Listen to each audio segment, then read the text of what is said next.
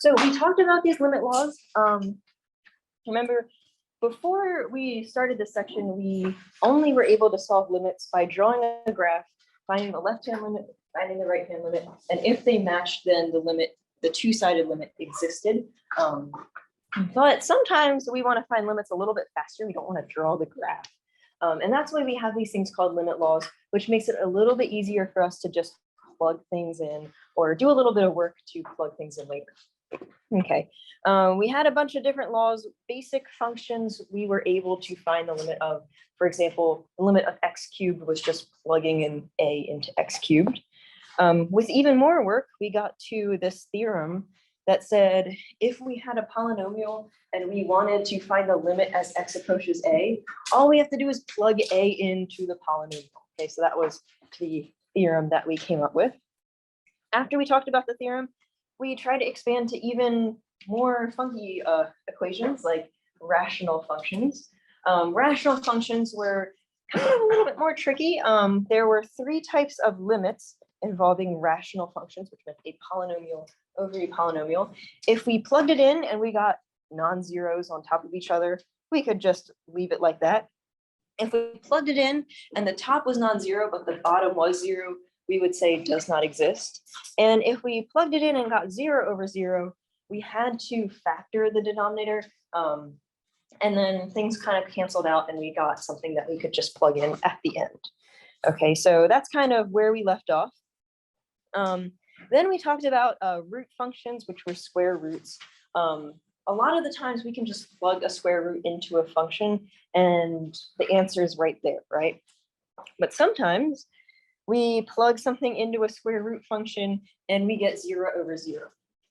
Now, we definitely don't want to factor the denominator here because that's going to take a lot of work, right? We don't want to do that.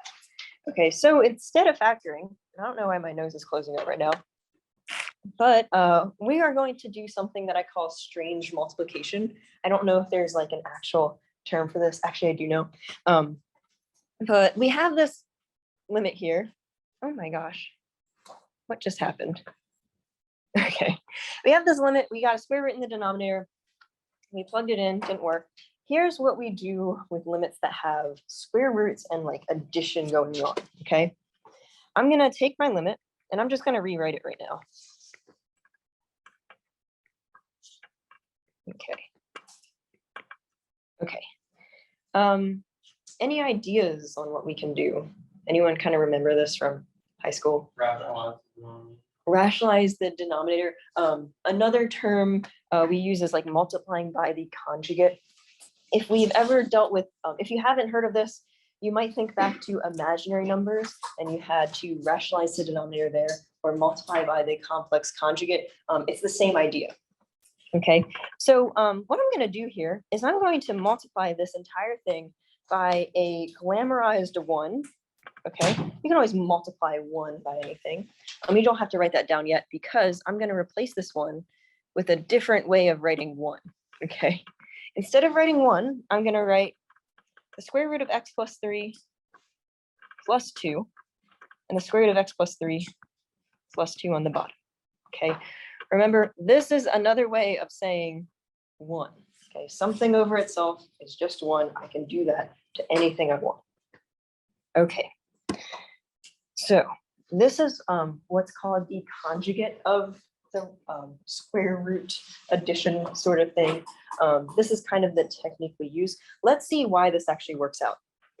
Okay, so what I'm going to do here is I'm just going to kind of multiply everything through, and I'm not going to like do anything.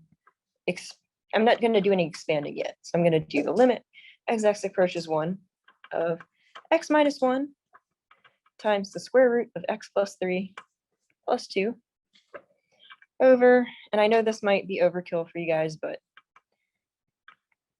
I'm just going to write everything in the numerator and everything in the denominator. Okay, I don't know why this helps me, but it does. Okay.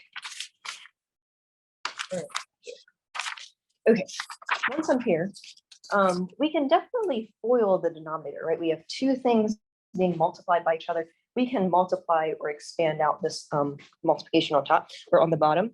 One thing I want to warn you is with these types of questions, be careful about expanding the numerator or the non-conjugates being multiplied together, just because it might not work out very well if you do. So I'm going to leave this alone, leaving numerator alone, and you'll see why in a bit. Okay. So if I FOIL out the denominator, let's see what that becomes. We still have the limit as x approaches 1 of the top, which I'm not going to touch. Okay, and the denominator is just multiplying everything together. Square root of x plus 3 times the square root of x plus 3 is what value? X squared plus x plus 9. Not quite. What's the square root of 2 times the square root of 2? 2, right? So we're just getting rid of the square root. We don't have to Oh, you did a step ahead of me. Okay, I see what you did. Okay, yeah, but just multiplying the square roots is x plus 3.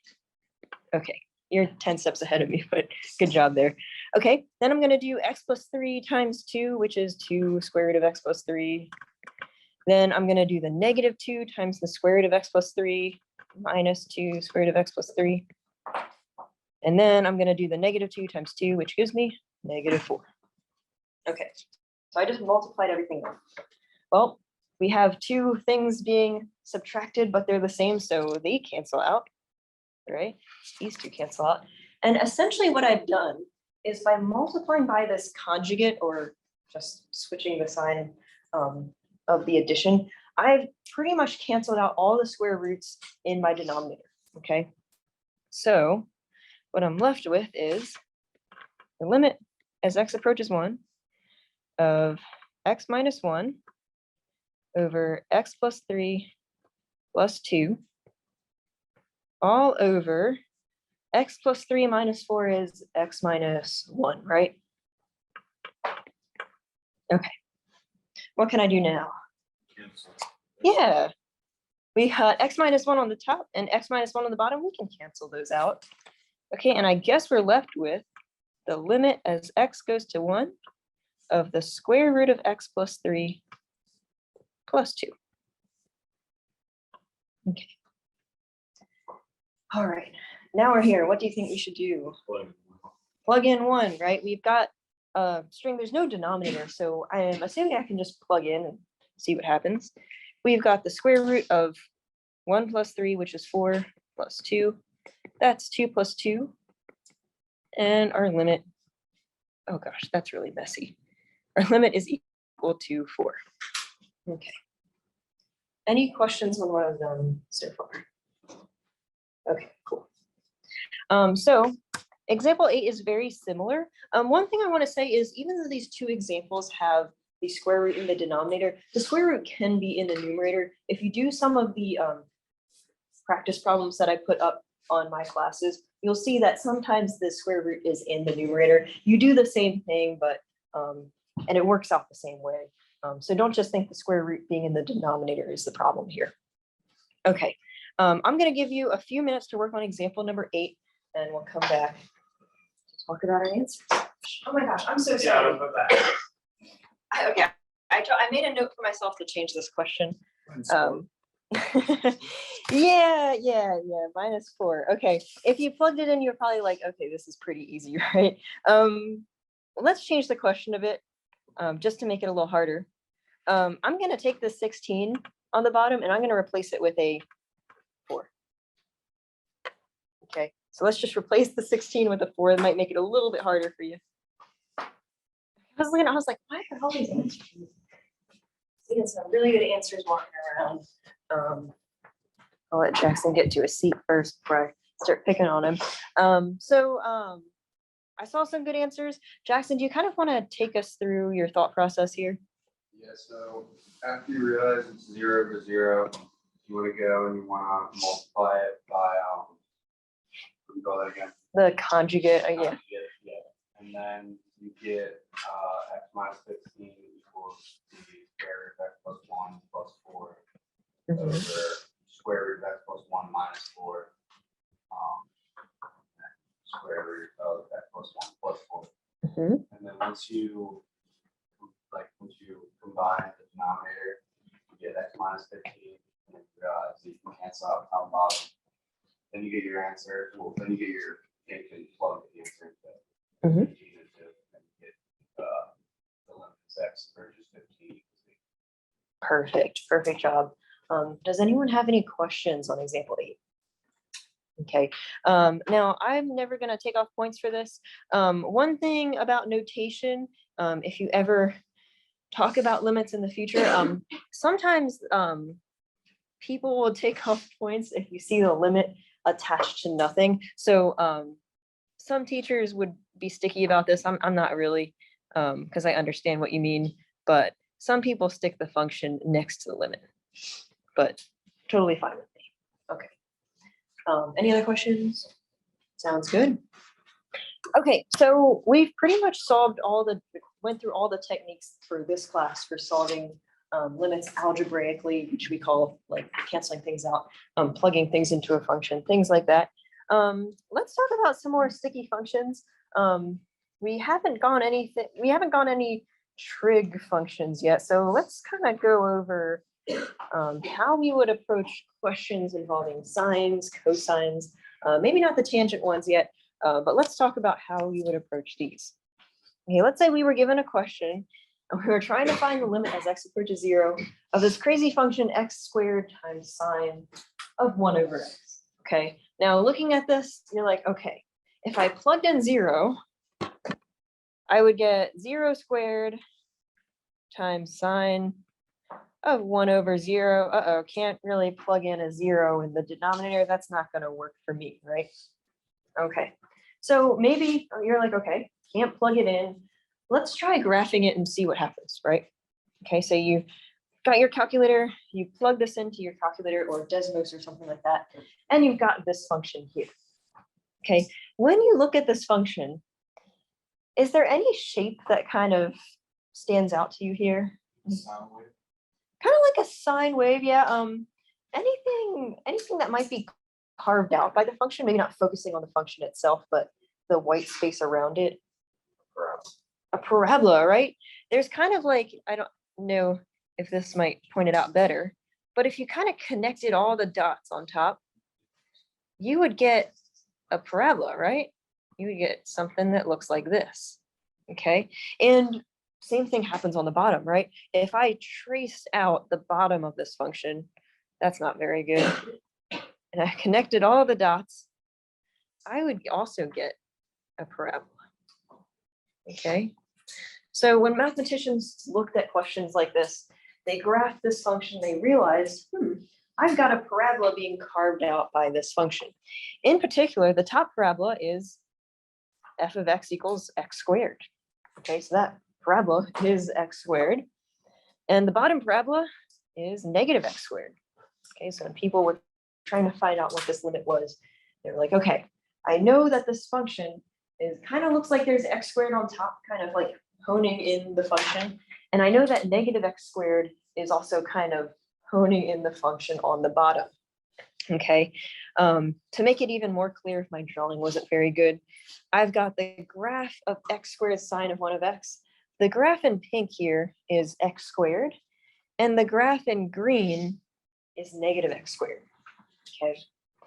Another way you can say this is x squared and negative x squared, they bound the function, bound x squared sine of 1 of x. And what this means is at least close to 0 from what we've seen, our function x squared sine 1 over x, it can't get higher than x squared. It never goes higher than it, and it never goes lower than negative x squared, right? It's kind of stuck in between these two functions, okay? Now to write this mathematically, maybe I can do this. Maybe I can say this. I can say that our function, x squared sine 1 over x, is less than or equal to x squared. Do we all agree that? Can't go higher than x squared, okay? And maybe it's greater than negative x squared, right? It's definitely stuck in between these two functions. Does everyone see that? Yeah, I hear it. And maybe to even be more precise, for x values near 0, right? I don't know what this function does way, way far out to the right or way, way far out to the left, but I know that if I get really close to 0, my function's between these two functions, okay? Okay. What mathematicians did when they did these types of problems is they basically were like, okay, I want to find the limit as x approaches 0. Since these functions are less than each other, what if I just took the limit of each of these functions inside this inequality, okay? If the functions are less than each other, then the limits should be less than each other too, okay? So essentially what they did is, I'm gonna rewrite this a little bit better so you can see it instead of turning your head sideways. I know that the limit as x goes to 0 of x squared sine of 1 over x must be less than this as well. Okay, and there's a theorem that actually proves that, but this is what mathematicians did in the beginning, okay? What's the limit as x approaches 0 of negative x squared? 0, right? You just plug it in because it's a polynomial. Okay, the limit as x goes to 0 of x squared sine of 1 over x, we don't know yet, so let's just keep that as it is. What's the limit as x approaches 0 of x squared? 0, right? Just plug it in. Okay, so I know that the limit of this function as x approaches 0 is between 0 and 0. What's a number that's between 0 and 0? 0, right? The only number that this limit can be is 0. Okay, and taking a look at the function, graphically, it does make sense that the limit is 0. Going from the right, the graph seems like it's getting closer and closer to 0. Going from the left, the graph is also getting closer and closer to 0. Okay, this is an example of this theorem that mathematicians use a lot. It's called the Squeeze Theorem. And it makes sense that it's called the Squeeze Theorem because look how these two functions work. X squared and negative x squared, they squeeze into each other. And if the function's kind of stuck in between them, these two functions on the top and the bottom are squeezing this function to a particular point at x equals 0. That's why it's called the Squeeze Theorem. And let's go into actually what the Squeeze Theorem says. Okay, now there's a lot of things going on in this theorem. I have it all written out. Let's just talk about what each of these individual parts mean. Okay, let's say we have 3 functions. We have f, we have g, and we have h. Okay, and maybe the question in our problem is asking us the limit as x approaches a of f of x. That's our question. Okay, now let's say we have 2 other functions, g and h, such that f of x is squeezed in between them. Okay, what was g of x in our last example? The limit was 0, but what was the function? Negative x squared, good. It was the bottom function, right? And then the top function, h of x, was x squared. Okay, so let's just say our function, which was that crazy sine function, is between our 2 functions. For all x in an open interval containing a, so somewhere near 0. Okay, now let's suppose that the limit as x approaches a of g of x, so the limit of negative x squared, is equal to the limit as x approaches a of our top function. In the example, the limit was 0, right? Okay, if this is true, if the 2 left and right sides have limits that are equal, then the middle function has to be equal to L. Okay, so essentially what we're doing is the same process that we did in the last example, but we're saying the limit is equal to L. Okay, now sometimes, for example, in the last question that I gave you, this will kind of be given to you. I'm never going to expect you to know that, for example, x squared sine of 1 of x is between these 2 parabolas. Like I'm never going to ask you to be like, oh, that's x squared and that's negative x squared. Okay, I'm not asking you to do that. But there are a couple things that I can do to answer questions involving the Squeeze Theorem. We'll talk about a more systematic way to do this. Okay, now, oh, this is also called the sandwich theorem, but I call it the squeeze theorem. Okay, so most of the times when you're given a squeeze theorem question, you're going to be involving sine and cosine because they have two really good properties. Okay, now here on the left, I've drawn the graph of sine, kind of goes up and down, right? And over here, I have the graph of cosine, which both of these you should know how to graph, right? Okay, now what's the domain of sine? What x values can go into sine of x? -1. I think you're talking about range, but you're ahead of me. Domains of 50. Yes, and were you about to say the same thing? Yeah, the domain is all real numbers, negative infinity to negative infinity. I could plug in -1,000 into sine and it would still give me an answer, right? The same thing goes for cosine. Okay, now Jude, you were kind of ahead of me here. What's the range of sine?